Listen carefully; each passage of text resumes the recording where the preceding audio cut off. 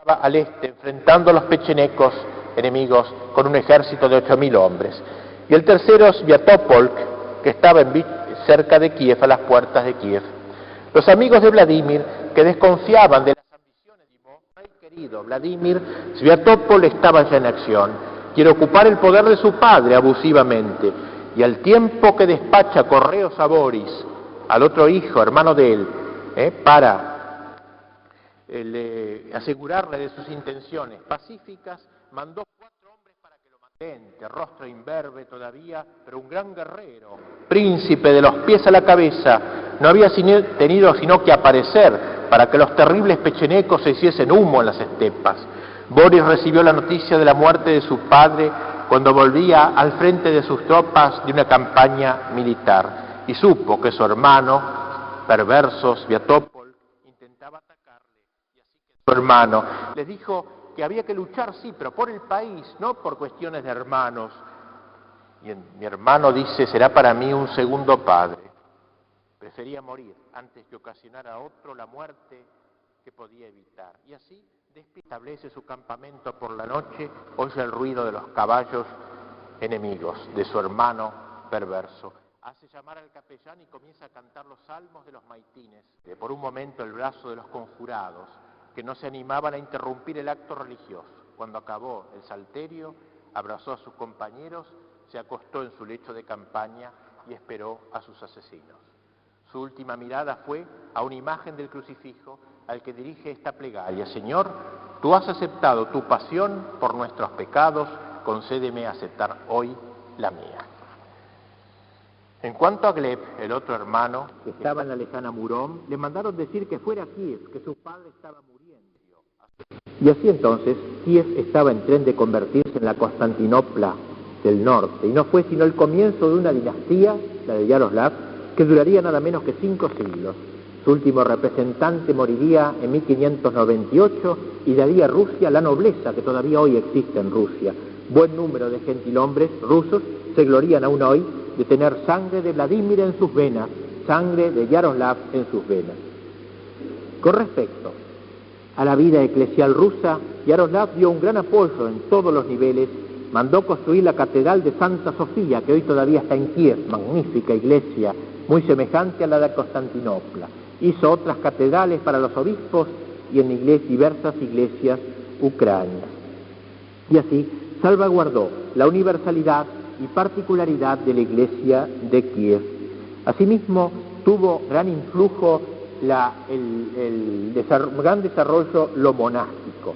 Creó, en esa época de él, se creó en Kiev el Kiev Pecherskaya Lavra, o sea, la Lavra o el monasterio en Kiev de las Grutas, que fue fundado por San Antonio, hoy santo también, y San Teodoro, luego seguido por San Teodoro, 2 grandes santos que en grutas que había en esa época en Kiev empezaron a vivir y luego hicieron un gran monasterio al cual iban a consultar los nobles y los príncipes de su tiempo. Todavía hoy existe ese monasterio y ahora Gorbachov, con su perestroika aparente, no sabemos bien hasta qué punto, hablaremos de ello la última vez, la última clase, ha vuelto a entregar este monasterio que ha hecho Yaroslav a la Iglesia Ortodoxa, una parte de las grutas de Kiev, que es un gran monasterio magnífico, todavía hoy, como digo, se visita, y donde allí había una imprenta y un gran centro cultural también.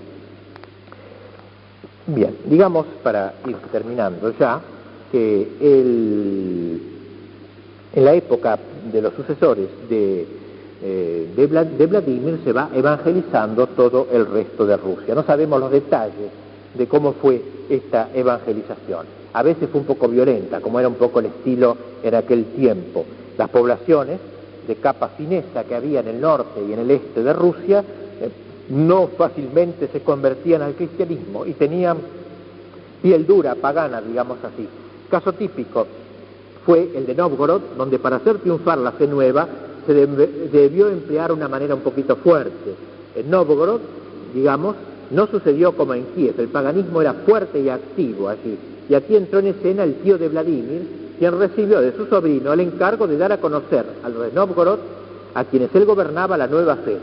convertir a los novgorodianos a Jesucristo, Vladimir, le dijo él, a sus órdenes mi comandante, nada más, un obispo y un ejército. He aquí todo lo que necesitaba. Por supuesto, no es la manera más perfecta de convertir a ese pueblo, pero así sucedió desgraciadamente. También en la ciudad de Rostov, los primeros momentos de la evangelización fueron costosos, repitiéndose las dificultades de Nóvgorod, y hubo también muertes, etcétera, y luchas civiles. El hecho es que poquito a poco, con maneras suaves o con maneras un poco más bruscas, incluso en algunos casos, aún los muertos debieron convertirse, porque los sacaron de la tumba algunos y los bautizaron, muertos ya. Un poquito raro todo este método, así fue un poco como se realizó a veces en la cristianización de Rusia. En el año 1054 sobrevienen dos catástrofes.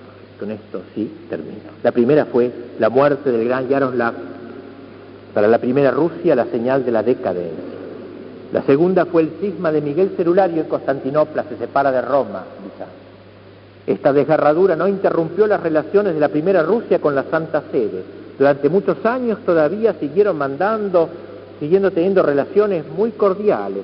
Por ejemplo, Eufrosina, una princesa de esa época, muere en Tierra Santa y la Iglesia romana la canoniza después del cisma, pero ya las relaciones habían encallado en dificultades.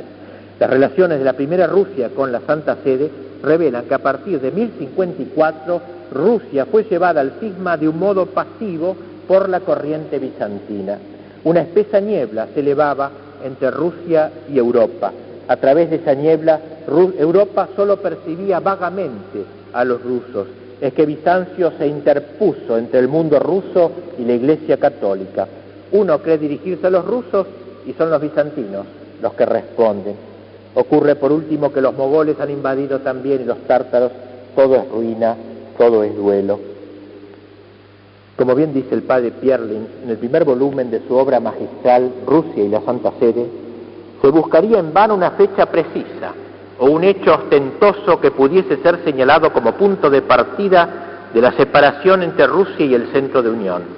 Ella se hizo implícitamente, sin sacudida, sin motivo aparente, en virtud de la sumisión jerárquica de la Iglesia rusa al patriarcado de Constantinopla, pero sin que los rusos hayan tenido parte alguna, sea en las luchas doctrinales, sea en la lucha política de los bizantinos.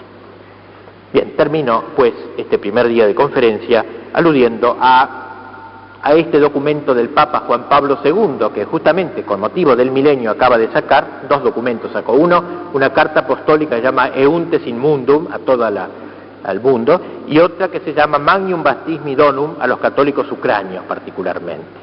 Pues bien, el Papa, desde el comienzo de su pontificado, tuvo la esperanza de restaurar la unión con Rusia.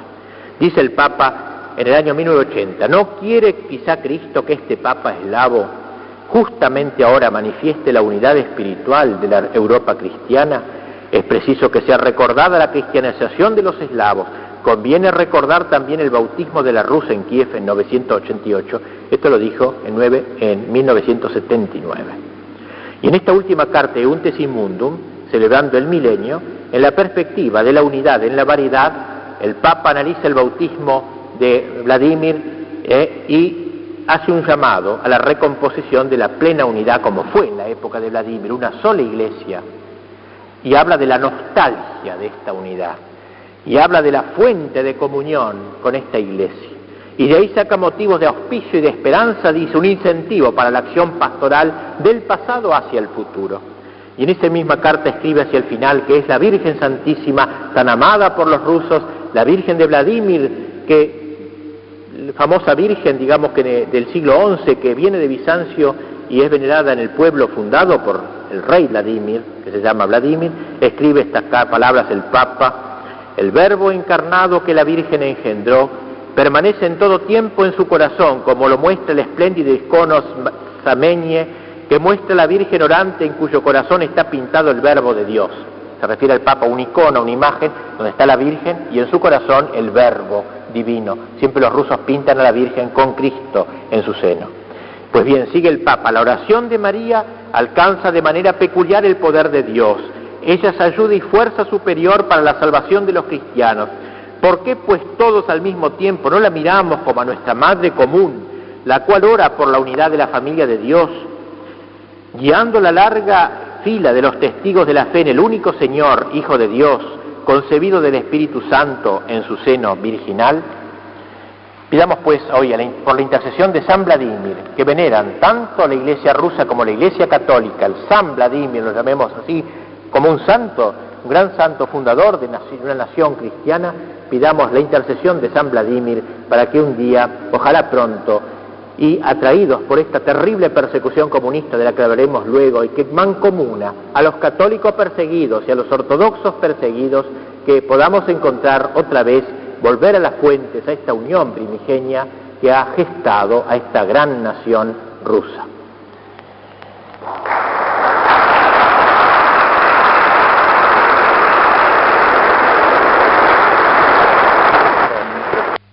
Temas.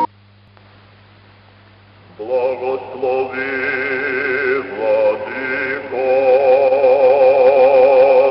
благословено Царство Отца и Сына и Святаго Духа, ныне и присно и во веки веков.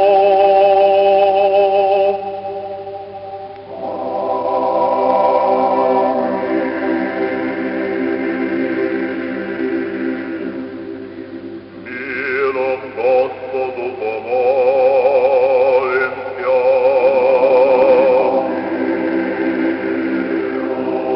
Отвече мир и спасение душ наших, Господу помолимся.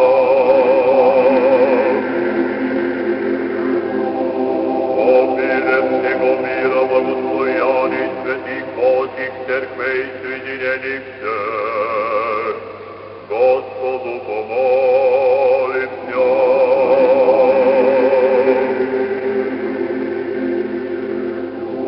О святым здраве всеми с верой, благоговением, страхом Божьих входящих Бог, Господу помолимся.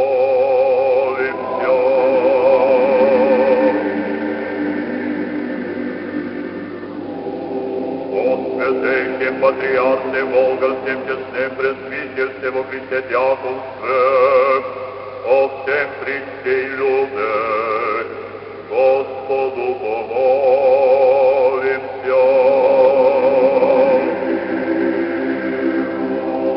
Заступи, спаси, помилуй, сохрани нас, Боже, Твоею благодатью.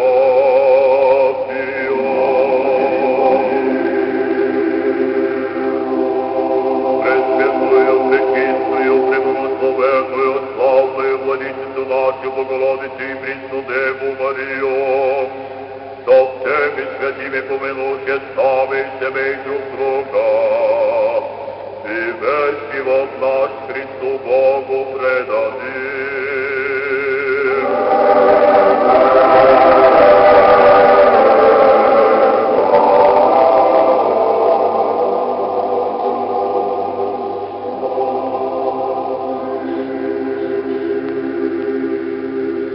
Як подобает Тебе всякая слава, честь и поклонение, Отцу и Сыну и Святому Духу, ныне и присно,